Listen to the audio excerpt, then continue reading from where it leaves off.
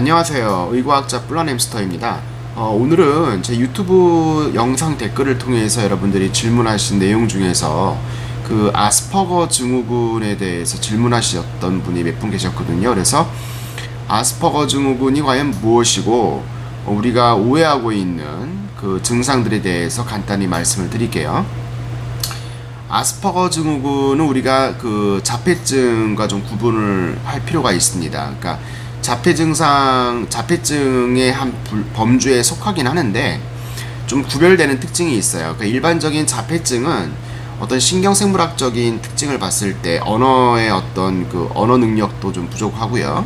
그리고 그 물론 뭐 지능도 약간 좀 이렇게 떨어지는 그런 경향을 보이는 것이 일반적인 자폐증이라고 한다면은 아스퍼거 증후군 같은 경우에는 언어 발달 능력이라든가 그 다음에 뭐 지능 이런 것들은 거의 정상적인 수준에 있습니다.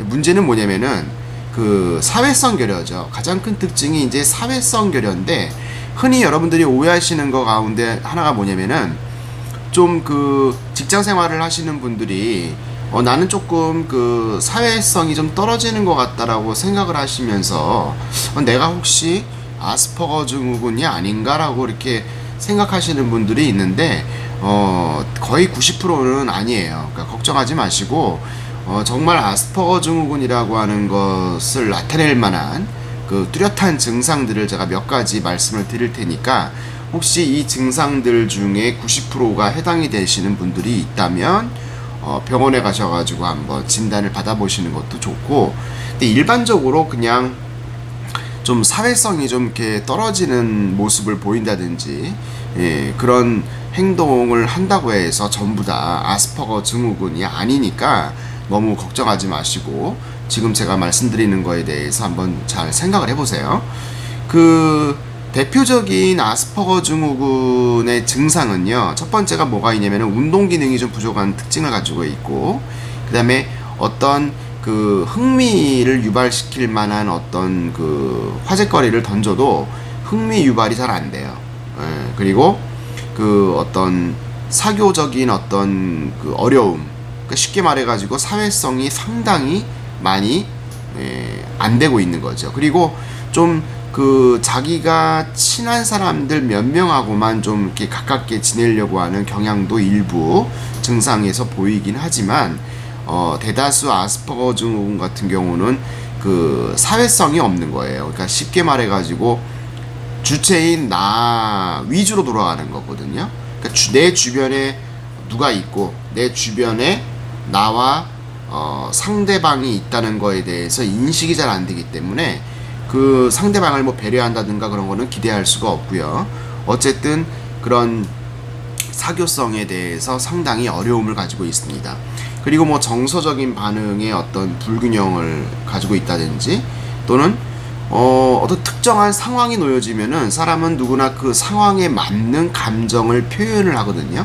근데 이 아스퍼거 증후군을 가지고 있는 사람들은 그 자신이 처해 있는 상황과 전혀 관계가 없는 그런 행동을 또는 감정 표출을 종종 하기도 합니다. 그 양상으로는 뭐 화를 낼 수도 있는 거고 또는 뭐 같은 행동을 반복적으로 하는 모습을 보이는 것도 있고요. 상당히 그 증상들은 좀 다양하게 나타나는데 기본적으로 어떤 그 뭐 감정 표현에 있어서는 조금 그 불균형적인 감정을 많이 표현을 한다 이런 얘기거든요. 그리고 대화를 할 때도요, 상대방하고 대화를 할 때는 분명히 상대방과 대화를 할 때 A에 대해서 대화를 하고 있는데 얘기를 하다 보면은 이 사람들은 B, C 다른 거에 대해서 화제거리가 돌아가게 돼요. 그러니까 자기가 주체가 돼서 얘기를 하기 때문에 상대방이 나한테 어떤 A에 대해서 얘기를 하더라도 그거에 대해서 호응을 한다든지 또는 그거에 대해서 뭐 화제거리를 생각한다든지 옳고 그름을 판단한다든지 이런 것들이 상당히 부족한 그런 면모를 보이게 됩니다.